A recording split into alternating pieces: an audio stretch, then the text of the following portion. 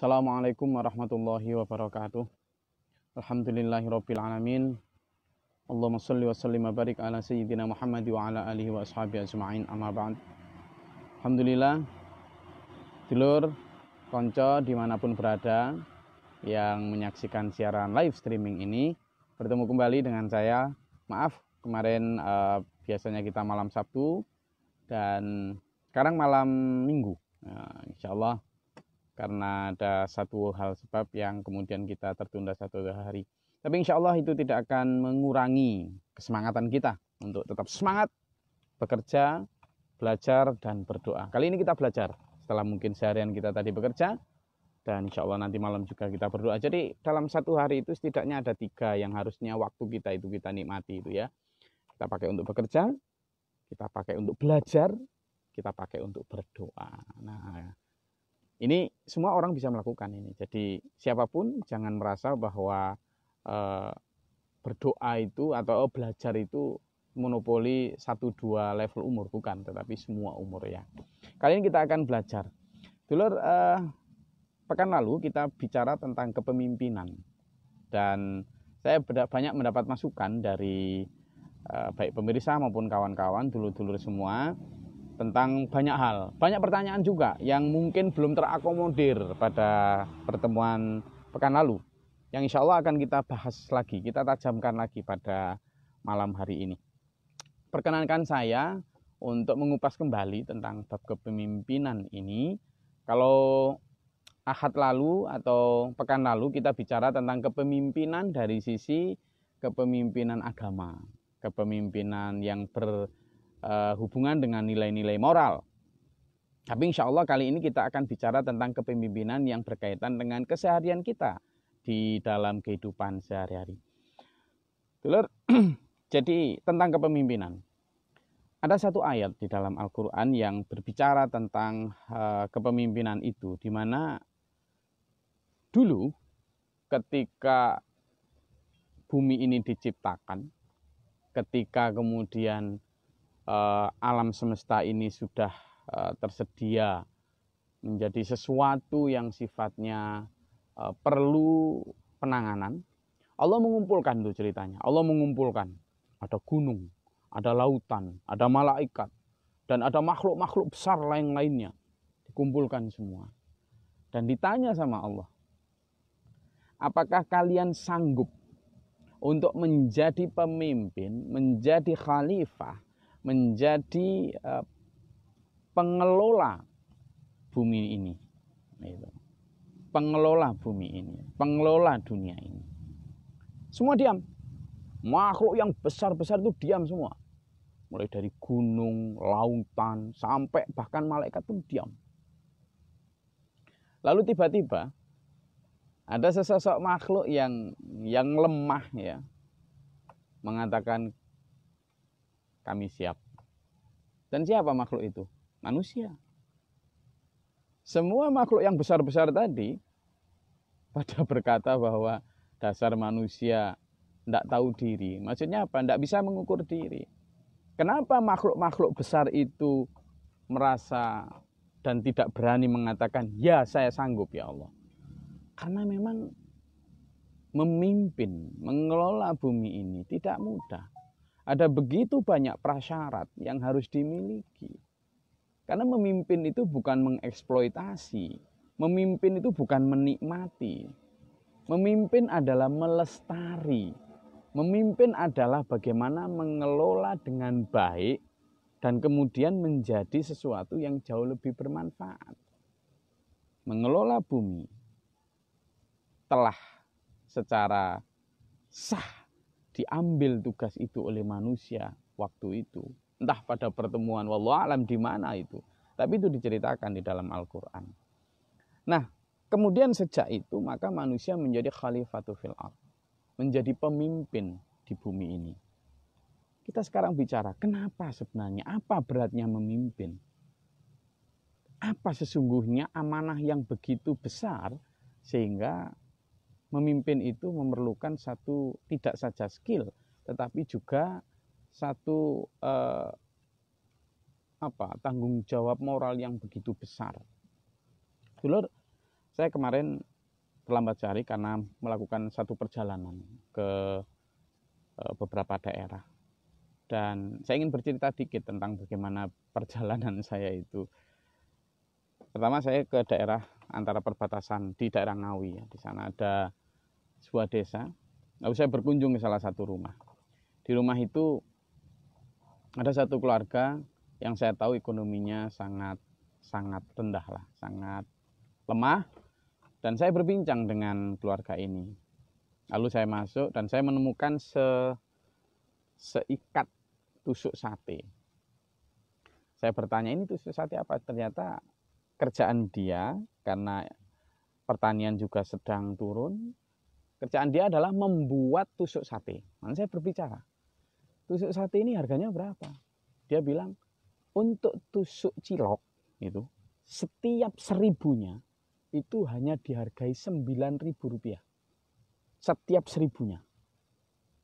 Artinya setiap satu tusuk cilok itu dia bikin, mulai dari bahan sampai dibikinnya, dia hanya dihargai Rp9.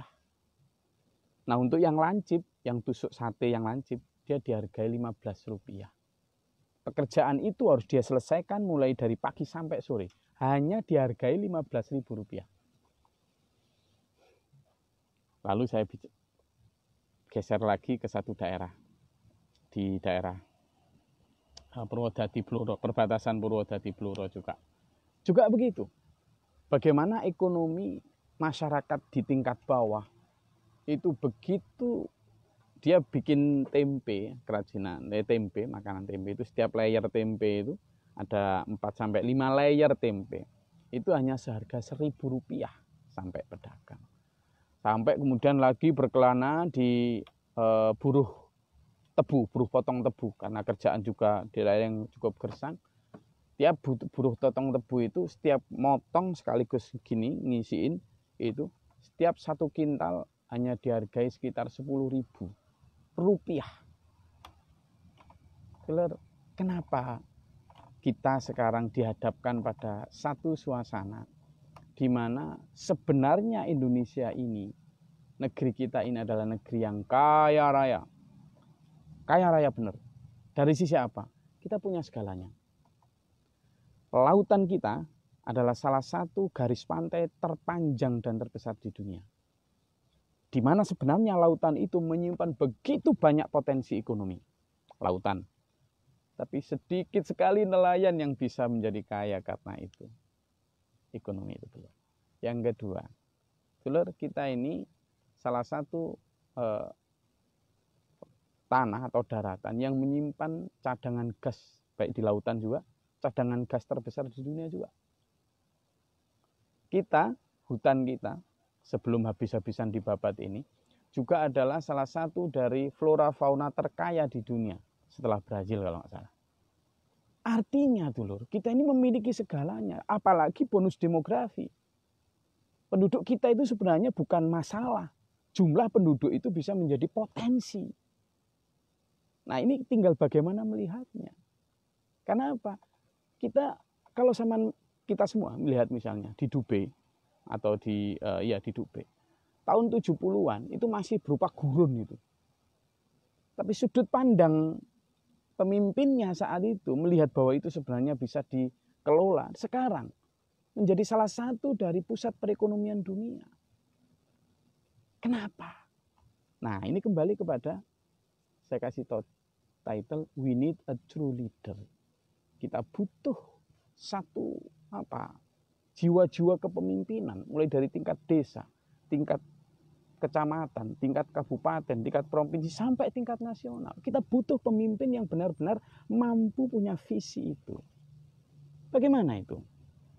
Gini dulu, kalau kita lihat kembali kepada kenapa gunung-gunung tadi tidak berani. Karena memang syarat untuk itu sangat luar biasa. Saya ada beberapa catatan ya. Pertama, memimpin itu bukan tentang adu kuat. Memimpin itu adalah tentang selain kuat juga harus memiliki sifat taat. Gunung itu kuat, tapi dia nggak mampu, nggak berani. Karena selain sifat kuat, pemimpin itu harus punya sifat taat. taat pada aturan yang telah disepakati, taat pada undang-undang yang telah dibuat secara bersama oleh satu masyarakat. Kalau di tingkat desa mungkin perdes, gitu. Kalau di tingkat kabupaten adalah perda. Kalau di tingkat nasional undang-undang. Pemimpin harus taat sama itu. Tidak boleh hanya karena kemudian merasa kuat lalu kemudian melanggar itu semua. Gitu. Karena dia merasa pada saat dipilih jadi kades, mayoritas pemilihnya banyak, lalu dengan semena-mena merusak aturan. Tidak bisa. Karena itulah gunung tidak berani. Karena selain masalah kuat, dia harus taat. Harus punya jiwa taat. Jadi bukan hanya karena mau ditaati, tapi juga berani untuk taat. Itu kenapa gunungan. Yang kedua, ya, pemimpin juga tidak hanya punya kecenderungan untuk menjadi diktator minoritas atau apa? Atau menjadi tirani mayoritas. Karena kalau hanya mengandalkan kekuatan, orang cenderung begitu. Orang cenderung mengatakan, ayo, ini dadaku, mana dadamu? Wah, ini kalau sudah begini, jadinya bukan pengayom gitu. Nah ini. Kemudian yang selanjutnya adalah memimpin itu tidak tentang mayoritas saja. Ya, demokrasi kita memang bicara tentang demokrasi, bagaimana suara mayoritas adalah yang menang. Itu sekarang demokrasi yang sedang berjalan. Tetapi sesungguhnya Pancasila mengajarkan kita bahwa kerakyatan yang dipimpin oleh hikmat kebijaksanaan dalam permusyawaratan perwakilan. Jadi permusyawaratan. Di sana sebenarnya bicaranya tidak hanya tentang bagaimana siapa yang paling banyak. Kenapa? Kalau bicara mayoritas, laut itu mayoritas di bumi ini. Lautan itu mayoritas, tapi nggak berani lautan memimpin. Gitu. Kenapa?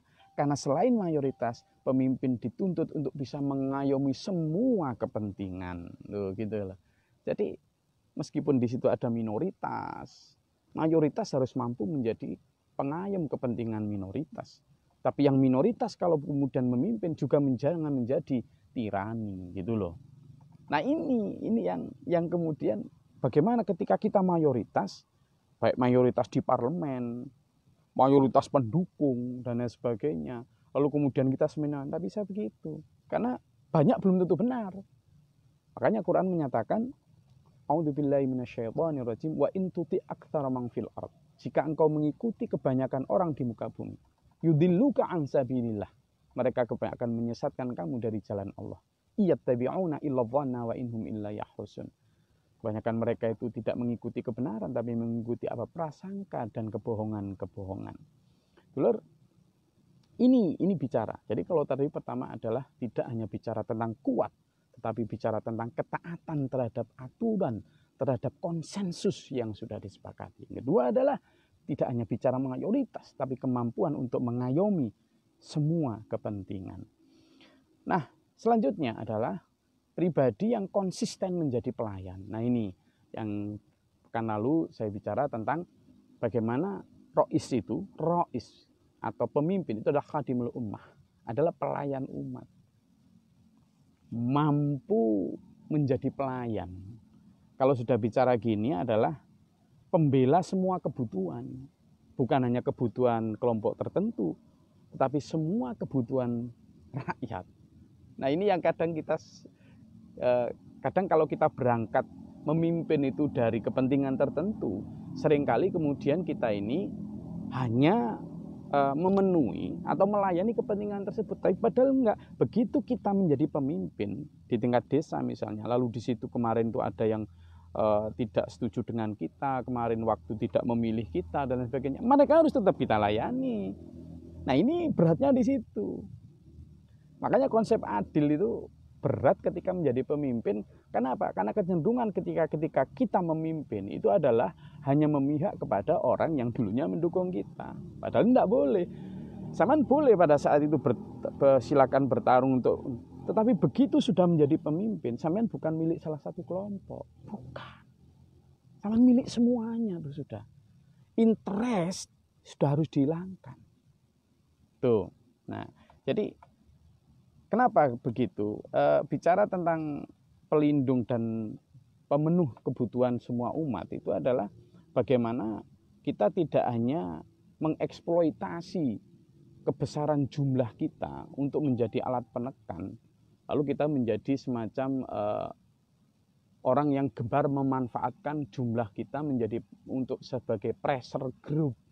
Itu nanti kita akan jadi tirani mayoritas. Itu tidak baik. Kalau yang tadi diktator minoritas juga nggak baik, tirani mayoritas juga nggak baik. Nah itu. Memimpin juga tidak hanya tentang citra sederhana atau tidak hanya tentang itu ya. Kenapa? Karena bumi itu sederhana. Daratan itu tiap hari diinjak-injak orang. Tapi dia tidak mampu. Tidak mau. Karena tahu mengukur diri gitu loh. Kenapa?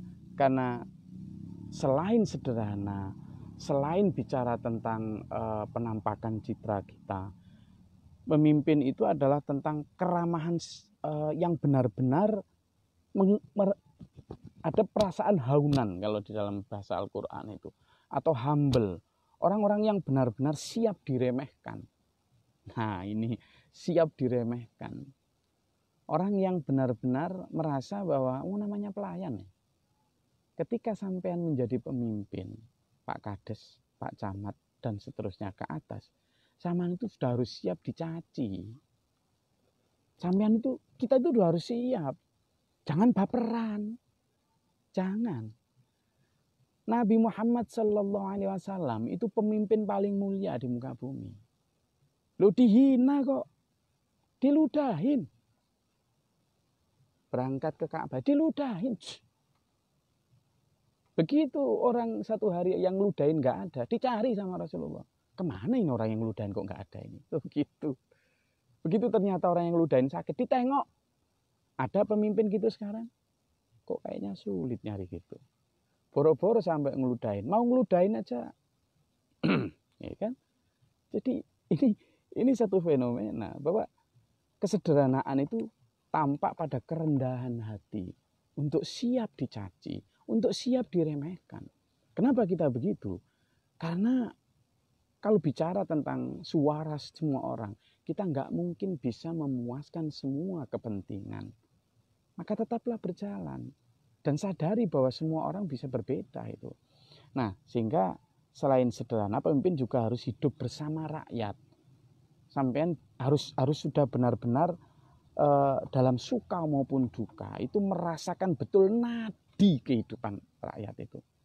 Ini sulit ya dulur ya, karena kalau pemimpin itu lahir dari orang-orang yang hidup selama ini di gedongan, maaf kata ya. Kalau Raden Said yang kemudian jadi Sunan Kalijogo, itulah konon dulunya adalah seorang yang hidup di keraton ya. Lalu kemudian jenuh dengan kehidupan keraton, keluar mengintip kehidupan rakyat. Ternyata kehidupan rakyat sangat jauh dibanding dengan kehidupan wayah di keraton. Sehingga dia kemudian mengabdi kepada rakyat, kepada umat. Demikian pula kalau kita dengar hikayat tentang Siddhartha Gautama ya, bagaimana meninggalkan kemewahan di kerajaan itu kemudian benar-benar menjadi khadimul ummah.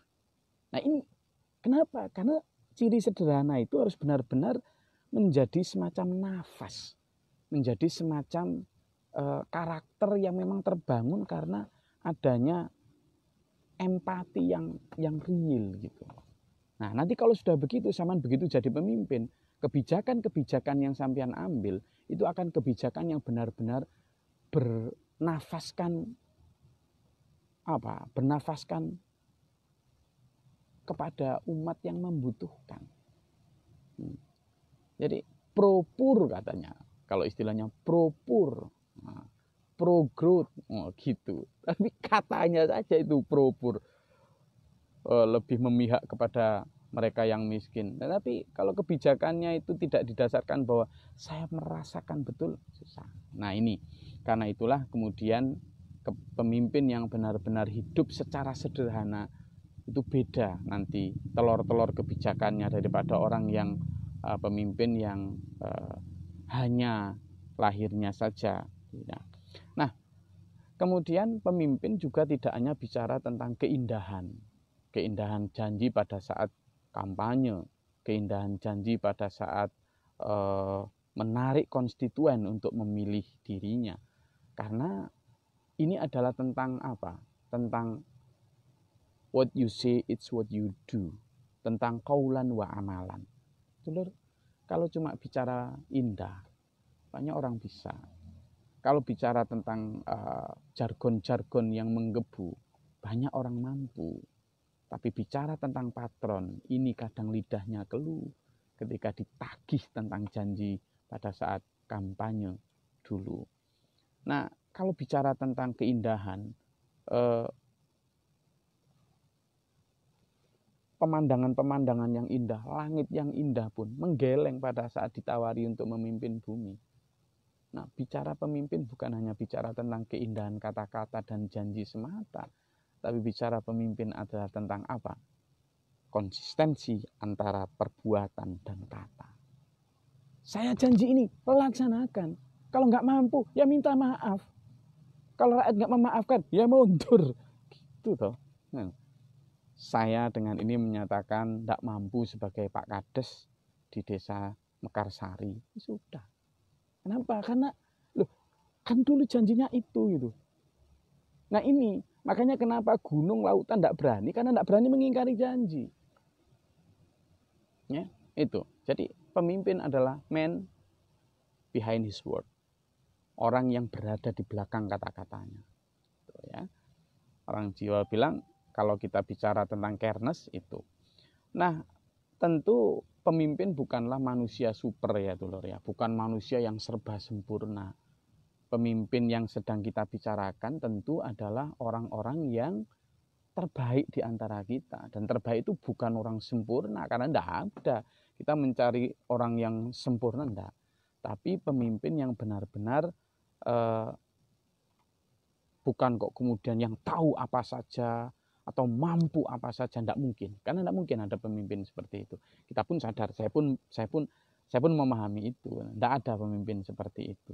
Bahkan sekelas Rasulullah pun seringkali mengakui, oh pendapatmu yang lebih baik loh. Nah justru disitulah sebenarnya kita sedang mencari sosok pemimpin yang terbaik di antara sekian juta, sekian ratus ribu atau sekian ribu orang. Kalau di tingkat desa, di antara sekian ribu kakak di desa itu, dia yang terbaik. Meskipun bukan sempurna itu terbaik lalu nggak punya kekurangan, bukan. Dia yang terbaik di antara sekian banyak orang. No. Jadi tapi cukup dengan terbaik dari yang ada gitu. Nah, pemimpin di desa atau di kota itu adalah pemimpin yang benar-benar tanggap insasmito dulu. Jadi sosok yang benar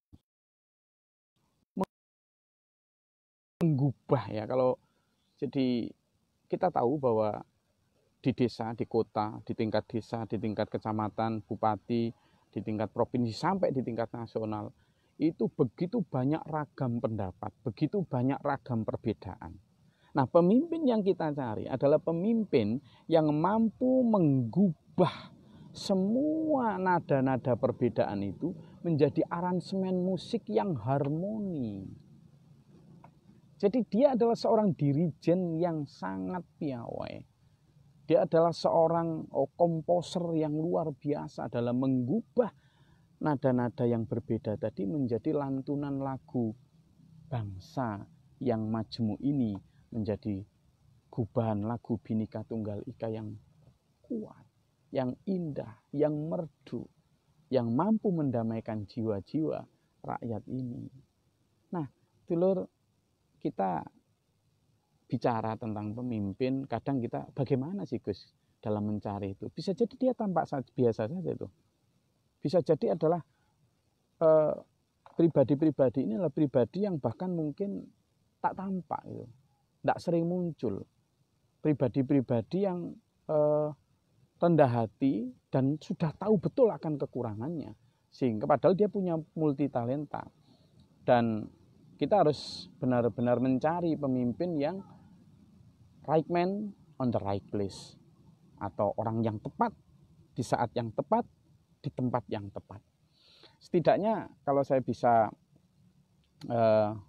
catat di sini dulur, itu ada beberapa hal yang bisa kita catat. Jadi ada 7 setidaknya yang bisa jadi ciri kita dalam mencari pemimpin ini. Saya tetap kembali kepada keyakinan agama. Jadi yang pertama adalah pemimpin itu adalah manusia yang benar-benar banyak mengingat terhadap Tuhannya. Kenapa ini saya penting? Gini dulur. Memimpin itu tidak hanya sekedar bicara tentang manajerial. Memimpin adalah bicara tentang bagaimana mengelola nyawa-nyawa. Dan ini dibutuhkan satu hidayah, dibutuhkan satu tuntunan Tuhan. Maka pemimpin adalah orang yang paling dekat dengan Tuhannya. Orang yang harus memastikan dirinya selalu dibimbing oleh Tuhan di dalam mengarahkan rakyatnya di tingkat apapun. Tanpa itu dulur, maka bahkan kemakmuran yang dicapai pun hanya akan menjadi kemakmuran badan-badan, bukan kemakmuran jiwa. Padahal ingat di dalam lagu Indonesia Raya, kita bilang, bangunlah jiwanya, bangunlah raganya untuk Indonesia Raya. Bangunlah jiwanya, bangunlah badannya, jiwa. This is spiritual side. Ini adalah bicara tentang spiritual side. Nah, kalau bicara itu, syarat utama seorang pemimpin adalah orang yang dekat sama Allah. Biar kenapa? Biar ketika membuat kebijakan, biar ketika dia melaksanakan kebijakan, orang yang benar-benar dituntun oleh Allah tuh, dituntun oleh Tuhan. Insya Allah, meskipun pasti ada kekurangan di sana sini, tetapi itu adalah orang yang terbaik. Tidak hanya menyandarkan pada pertimbangan-pertimbangan lahir. Karena dibutuhkan orang yang punya tanggap insasmito, kata orang Jawa. Orang yang punya kewaskitaan hati. Dan itu bagaimana bisa diasah? La yamassu ilal mutahharun. Jadi orang-orang yang benar-benar mencintai Allah daripada lain-lain. Yang kedua, manusia yang selalu mengingat, banyak mengingat mati. Oh, ini jangan diartikan nanti kok banyak mengingat mati. Enggak. Ini maksudnya orang-orang yang benar-benar sangat takut akan tanggung jawab setelah kematian. Orang-orang seperti ini tidak takut apapun. Kalau disebut la yakhafuna idza akhafan nas. Orang-orang yang benar-benar tidak takut apapun ketika semua orang takut. Misalnya takut melarat, dia tidak takut melarat. Jadi dia tidak mungkin korupsi. Kenapa? Karena dia tahu tanggung jawab setelah mati. Maka ingatannya kepada mati, bahwa dia akan mati, setinggi apapun jabatannya, sekuat apapun dukungan politiknya, dia nggak akan main-main dengan tanggung jawab setelah mati. Dia takut korupsi, dia takut tidak bisa membahagiakan rakyatnya, dia takut kalau nanti kepemimpinannya terselewengkan. Ketakutannya bukan pada para pendukungnya, baik fraksi-fraksi maupun konstituennya, enggak. Tapi ketakutannya adalah pada tanggung jawabnya nanti setelah mati. Sehingga apa? Dia akan benar-benar konsisten pada kebenaran. Itu yang kemudian menjadikan orang-orang seperti ini, di ciri kedua ini, orang-orang yang berani menegakkan keadilan meskipun langit runtuh, bumi terbelah. Gitu. Nah ini yang kedua. Jadi orang-orang yang benar-benar hatinya orang-orang yang rendah hati. Yang ketiga adalah manusia yang orang yang sudah selesai dengan dunianya. Orang yang benar-benar sudah dia mencapai posisinya itu bukan untuk kekayaan, bukan untuk harta, tetapi benar-benar dia mencapai ke posisinya itu untuk benar-benar mengabdi. Makanya kalau nggak salah dulu di zaman Orde Baru sebutan untuk para pegawai negeri itu kalau nggak salah dulu abdi negara atau abdi masyarakat gitu. Abdi, namanya saja abdi gitu. Nah, tingkat pemimpin juga begitu. Ini adalah bicara tentang orang yang sudah selesai dengan dunianya. Orang yang sudah tidak lagi berharap harta atau kekayaan dari jabatannya. Karena dia sudah tidak menginginkan itu. Sudah. Dia cukup dengan apa yang sudah. Makanya kehidupannya benar-benar hanya ngabdi untuk itu. Dan dia, anti suap. Kalau sudah bicara begini, insya Allah di tingkat pemimpin sudah anti suap, di tingkat pemimpin sudah benar-benar anti korupsi, bukan hanya pada jargon dan basa-basi loh ya, tapi pada aksi. Insya Allah kemakmuran akan tercipta. Karena Indonesia ini sesungguhnya, tanya saja pada para pakar ekonomi, sebenarnya masukan negara itu harusnya kalau dimaksimalkan itu bisa ribuan triliun lebih banyak daripada apa yang sekarang kita dapat, di mana kebocoran memang terjadi di mana-mana. Mulai dari tingkat desa. Nah, orang yang sudah selesai dengan dunianya, Pak Kades yang sudah tidak lagi pengen harta kekayaan, demikian pula Pak Bupati sampai gubernur sampai Pak Presiden, kalau sudah benar-benar ini, insya Allah ini negeri ini akan makmur, karena akan kemudian dicontoh oleh para bawahannya tuh. Ya, bukan berarti kemudian saya mengatakan korupsi akan hilang sama sekali, tidak mungkin. Dunia utopia semacam itu tidak ada. Tetapi maksimalisasi pendapatan negara, maksimalisasi penyaluran untuk kemakmuran rakyat akan mampu. Dimulai dari apa? Pemimpin yang sudah selesai dengan dunianya, tidak ingin lagi harta kekayaan duniawi, tidak ingin lagi sugih. Yang keempat, pemimpin yang benar-benar mau dan mampu menjadi khairun nas anfa'uhum linnas. Benar-benar usahanya untuk kebersamaan. Karena dia mikirnya akhirat tuh. Baik usaha pribadi maupun usaha-usaha kebijakannya itu benar-benar untuk pemerataan.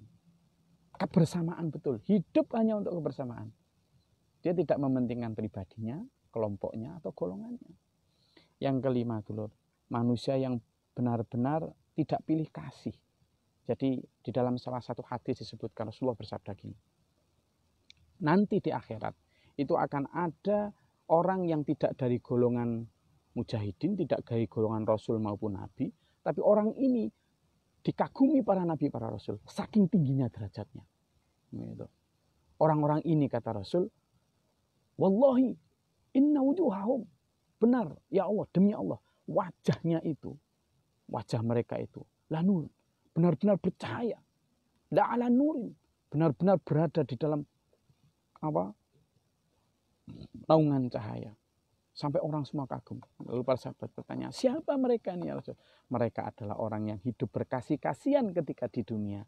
Mereka yang hidup saling menyayangi, bukan karena ikatan kekayaan, ikatan jabatan, ikatan persaudaraan darah, tetapi benar-benar mereka hanya menyayangi karena semata-mata lillahi ta'ala, atau karena mengabdi kepada Allah. Nah, pemimpin yang mampu menciptakan nuansa seperti inilah yang mestinya kita jadikan acuan bagaimana. Yang kelima, carilah pemimpin yang tidak minta upah. Sebentar. Dalam surat Yasin disebutkan, a'udzubillahi minasyaitonir rajim. Ittabi'u man la yasalukum ajrahu wa hum muhtadun. Itulah pemimpin yang tidak minta upah kepadamu. Itulah orang-orang yang mendapat petunjuk. Maksudnya tidak minta upah gimana? Ya kembali kepada yang tadi itu, yang sudah selesai dengan dunianya. Dia tidak menjadikan gaji atau fasilitas dari jabatan itu sebagai tujuan dalam meraih pemimpin. Dia hanya benar-benar ingin melaksanakan amanah itu secara apa adanya. Orang yang benar-benar insya Allah tidak lagi tergoda untuk korupsi. Kenapa? Karena keyakinan akhiratnya mengalahkan semua iming-iming dunia ini. Yang keenam, orang yang qaulan wa amalan.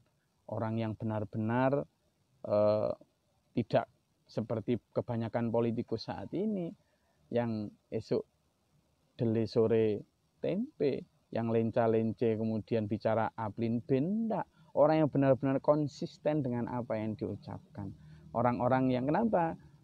Ini penting karena rakyat ini membutuhkan semua implementasi dari apa yang kita ucapkan. Saya ngomong A, ini yang akan saya laksanakan. Saya ngomong B, ini yang akan saya laksanakan. Ngajak rakyat untuk jujur, kita harus jujur. Ngajak rakyat untuk menegakkan keadilan, tegakkan keadilan. Rasulullah memberi contoh, seandainya anakku yang mencuri akan aku potong tangannya. Nah, ini menunjukkan bahwa ketegasan seorang pemimpin dalam menegakkan keadilan itu juga harus dibuktikan lewat qaulan, apa yang diucapkan, wa amalan, dan apa yang disampaikan. Yang terakhir adalah pemimpin ini harus benar-benar terbuka sekali dengan segala macam masukan, dengan segala macam kritikan. Bahkan itu disadari karena apa? Karena dia tahu tidak ada pemimpin yang sempurna. maka masukan, kritikan, saran dari siapapun itu bahkan menjadi penyempurna dalam kepemimpinannya. Dulur, saya rasa itu yang bisa saya sampaikan di dalam kajian kita pada malam hari ini. Mudah-mudahan kajian 30 menit ya, ini menjadi kajian yang mencerahkan saya maupun sampean semua, baik di tingkat desa, di tingkat apapun, di tingkat mungkin kabit, kabak, di pemerintahan, sehingga kita berharap optimisme ini membawa kita kepada kemakmuran, karena rakyat tidak akan pernah makmur kalau pemimpinnya tidak jujur. Makmur hanya bisa dicapai dengan pemimpin-pemimpin yang amanah, yang sidik, yang tabligh, yang fatanah, yang adil, dan yang bijaksana. Saya rasa itu, mudah-mudahan saya dan sampean dimampukan Allah untuk menjadi pemimpin yang seperti itu. Kalaupun kita belum mampu menjadi pemimpin, maka pilihlah pemimpin-pemimpin yang benar-benar diridhai oleh Allah Subhanahu wa taala. Terima kasih. Salam dari saya, Gus Glory. Mudah-mudahan bermanfaat. Bila taufiq wal hidayah. Assalamualaikum warahmatullahi wabarakatuh.